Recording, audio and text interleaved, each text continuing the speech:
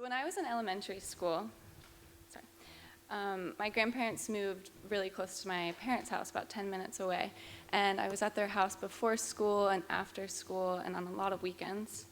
So they cared for me when I was a child, and I was really fortunate to be able to start to care for them when I entered high school and even sort of middle school and now in college.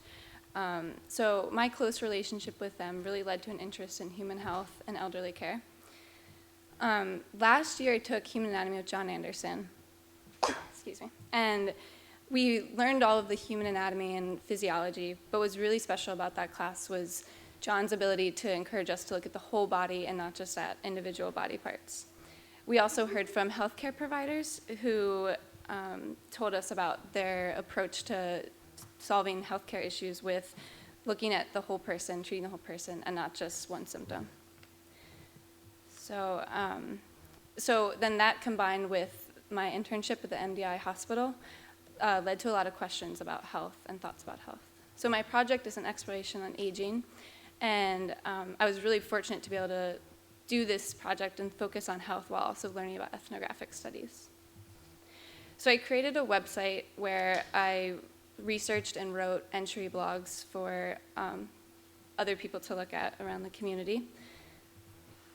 I wrote about non-pharmaceutical therapies for dementia patients and how we can use essential oils and music therapy as an approach to treating dementia. I also wrote about age and aging and how we might be able to highlight the positive aspects of aging as opposed to the negative. And then also about diet and nutrition and how it might be possible to condense nutrient-based foods into older adults' lower appetite or reduced appetite so they have lower calories. So how can you do that? So this was all great, and I really learned a lot, and this brought up this foundation of learning about elderly care. But what I really wanted to do is connect with the elderly people around MDI. So I conducted 9 interviews with individuals around MDI, and here's 6 of them. And it was really special. They were all age 80 to 97, and that was just a wonderful experience. And 4 of them live in assisted living, 3 of them live in an independent living facility, and 2 live at home. And this really broadened the scope of the project and allowed me to look into those different ways of living. So I wanted to share with you 3 segments of the interviews I did. So this is Ann Peach, and many of you probably know her from the time that she worked at the college. But what you might not know is that when she was growing up, she would spend summers in Hulls Cove with her grandmother.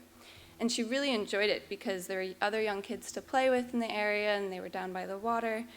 And she could wear her uncle's hand-me-down pants, which had pockets. And other than this time in the summer, she wasn't allowed to wear pockets or pants, and she didn't have pockets. So she said, I loved having all those pockets to put shells in and stuff. And so this really hit me hard because I thought a lot about how when I was growing up, I could wear pockets and put things in my pockets, and she wasn't really allowed to do that except for here in MDI. So I also liked hearing about Ann's love for the college, but what I found to be the most interesting was the boundaries she set. When her and her husband left on the weekends to go to camp, when they hit the head of the island, she turned off the college. She said it was the most challenging and rewarding job working for the college, but she needed a period of time when she wasn't worrying about how she was going to meet the payroll. So when they left for the weekends, she said she gave clear instructions to faculty and staff. If the building is burning, call me. Otherwise, I don't want to hear from you. And so they were allowed to visit her, but those were very strict guidelines. So Mary Drury welcomed me into her home in Bar Harbor, and she didn't hesitate to start answering any questions I asked. Mary enjoys living in town because she can walk everywhere she needs to go and attend events at the college, talks and events at the college. She shared her thoughts on living a happy life. She believes it's important to take time to be creative and to not hurry because of how easy it is to get caught up in the future. After my conversation with Mary, I thought a lot about planning for the future and how individuals who are younger and older, very young children and very older individuals, don't spend a significant time planning or thinking about the future, which I think is really a great takeaway message because there's really an important balance between living in the moment and thinking ahead. My conversation with Jean Webster, who lives in Blue Hill, Maine, was focused on communication.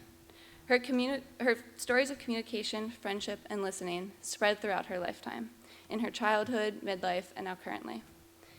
She told me about the Sunday drives that her family would take when she was growing up.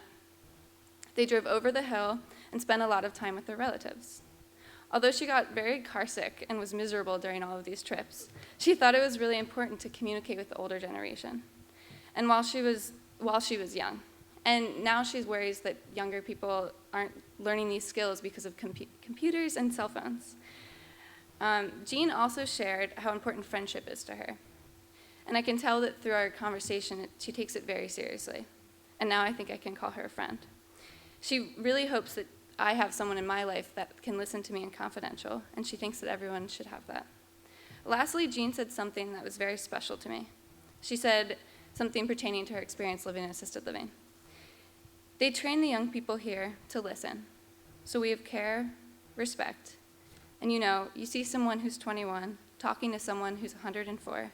It's a different language, except that it says, I love you, we're glad you're here, and what can we do to help you? So, although the people I talk to are all separate individuals and have separate backgrounds and different stories, there's overlapping themes, including a positive outlook on life, connection and friendship with others, and the importance of listening to one's individual's wants and needs. As I attempt to wrap up this project in this part of my education, I'm left with more questions than when I started. I wonder about how our outlook on life changes as we age. I speculate we gain a more positive outlook. How does friendship significantly benefit our health? And finally, on a broader scale, are we listening to the elders in the United States? Are we taking their end-of-life goals seriously when considering their healthcare plan and living situations? And so I would like to thank my advisor and also the people listed here, and a special thank you to the people who I spoke to, because that was such a wonderful experience. So thank you. Are there any questions? I guess I should ask first. Yeah, I don't know.